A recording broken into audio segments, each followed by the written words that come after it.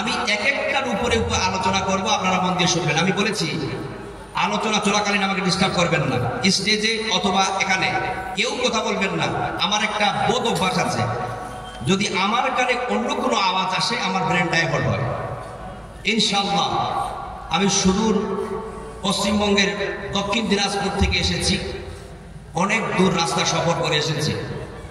আমি চাই আপনাদেরকে কিছু মেসেজ ড্রপ করে যায়। এখন আপনারা যদি মন দিয়ে না শোনেন তাহলে তো পারবো না, তাই কিনা? অতএব তার জন্য আপনাদেরকে মন দিয়ে শুনতে হবে। নারী জাতির 3 রূপ, তাই না? তো 3 রূপের মধ্যে থেকে প্রথম রূপটার নাম কি? উত্তর দিতে হবে, বলুন। কন্যা। দ্বিতীয় রূপটা বলুন বলুন, স্ত্রী। তৃতীয় রূপটা মা। চলুন আমরা প্রথম রূপটা নিয়ে আলোচনা করি, the rights of women as a daughter. যখন নারী কন্যা তখন তার কি অধিকার, তখন তার কি সম্মান। ঠিক আছে? আহারে, কন্যা রূপে যদি নারীর সম্মান আর মর্যাদার কথা জানতে চান তাহলে বাবজি জামানায় জাহিলিয়াতের পর্বটা একটু জানা লাগবে। আহা, জামানায় জাহিলিয়াতে বর্বরতার যুগে কন্যাদের তেমন কোনো সম্মান ছিল না, তেমন কোনো মর্যাদাই ছিল না। সম্মান মর্যাদার তো দূরের কথা, কন্যাদের বেঁচে থাকার অধিকার পর্যন্ত ছিল না। আল্লাহ পাক রব্বুল আলামিন পবিত্র কোরআনুল কারীমের মধ্যে বলেন, ওয়া ইযা বুশিরা আহাদুহুম বিল উনসা যাল্লা ওয়াজহুহু মুসওয়াদ্দান ওয়া হুয়া কাযীম। যখন তাদেরকে কন্যা সন্তানের সুসংবাদ দেওয়া হতো তখন তাদের চেহারাটা মলিন হয়ে যেত, কালো হয়ে যেত এবং তারা দুঃখে ভারাক্রান্ত হয়ে যেত। জোরে বলুন নাউযুবিল্লাহ। কেন জানেন? কারণ তারা মনে করত যে কন্যা হচ্ছে আফতের কারণ, কন্যা হচ্ছে বিপদের কারণ, কন্যা হচ্ছে মুসিবতের কারণ। কিন্তু পূর্বের আমি হাদিসে কি বলেছি? কন্যা কি আফতের কারণ? উত্তর দেবেন ভাই। কন্যা কি আফতের কারণ? কন্যা তো রহমতের কারণ।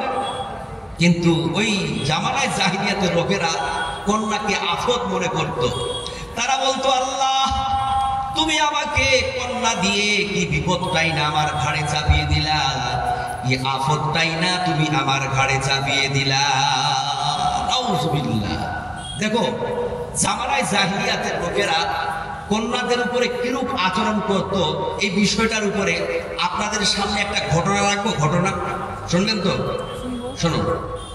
বানু তামিম গোত্রের এক লোক ইসলাম কবুল করার পর রাসূল সাল্লাল্লাহু আলাইহি সাল্লামের কাছে এসে কান্না করতেছে।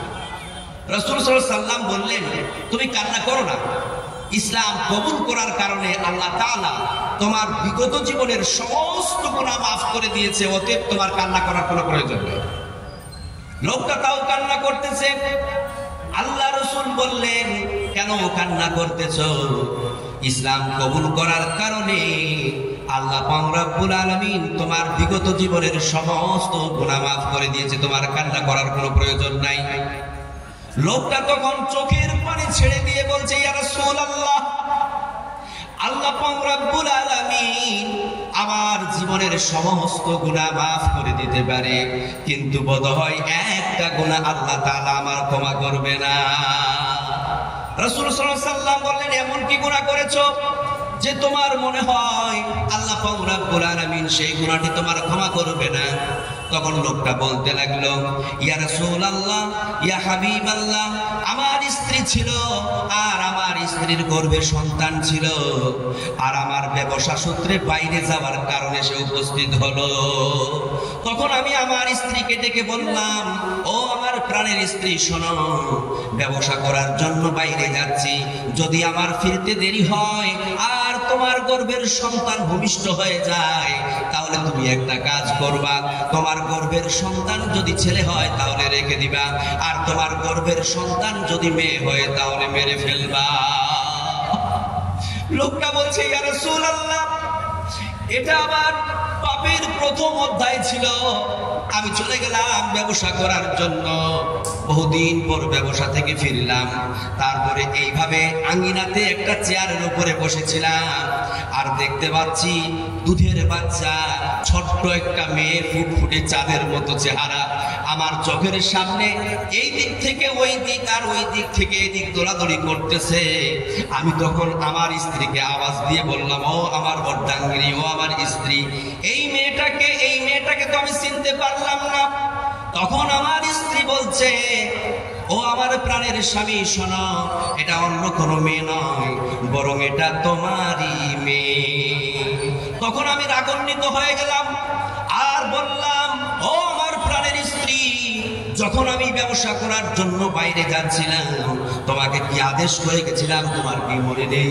তখন স্ত্রী চোখের পানি ছেড়ে দিয়ে বলে, প্রাণের স্বামী গো, সব কিছু মনে ছিল, কিন্তু যখনই আমি সন্তান জন্ম দিলাম আর দেখলাম মেয়ে হয়েছে, আর আমার এই দুই চোখ আমার সন্তানের উপরে গিয়ে পড়লো, আমার মেয়ের উপরে গিয়ে পড়লো, আমার মেয়ের প্রতি মায়া মমতা ভালোবাসার পারাবার এমন ভাবে উঠলে উঠলো যে আমি আর আমার মেয়েকে মারতে পারলাম না।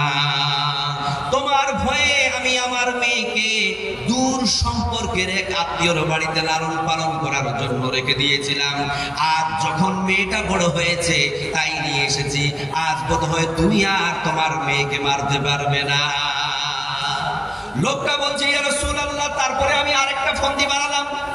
আমি আমার স্ত্রীকে বললাম, ও আমার প্রাণের স্ত্রী অর্ধাঙ্গিনী, ঠিক আছে, অনেক দিন পর যখন আমার মেয়ের সঙ্গে আমার দেখা হলো, তুমি আমার মেয়েটাকে সুন্দর করে সাজিয়ে দাও, একটু আত্মীয়র বাড়ি থেকে ঘুরে নিয়ে আসি।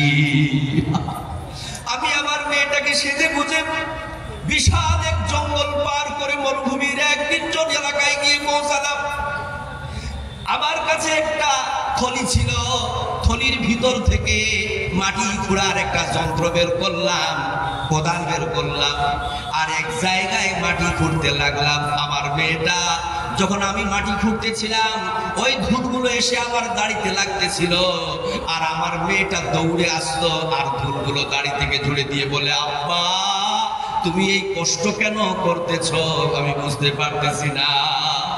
লোকটা বলছে, ইয়া রাসূলুল্লাহ, আমি আমার মেয়ের জন্য কবর খুঁড়তেছি, কিন্তু আমার মেয়ে বুঝতে পারে না। যখন আমার গর্তটা খনন করা কমপ্লিট হয়ে গেল, আমার মেয়েকে আওয়াজ দিয়ে বললাম, মেয়ে দেখো তো গর্তটা কেমন খোঁড়া হয়েছে। মেয়েটা হুমড়ি কেটে গর্তের দিকে তাকিয়ে বলে, আব্বা গর্তটা তো খুব সুন্দর খোঁড়া হয়েছে, দারুণ লাগতেছে। আর আমি নিষ্ঠুর পাষাণ হৃদয়ের মতো আমার মেয়েকে ধাক্কা মেরে গর্তের মধ্যে ফেলিয়ে দিলাম।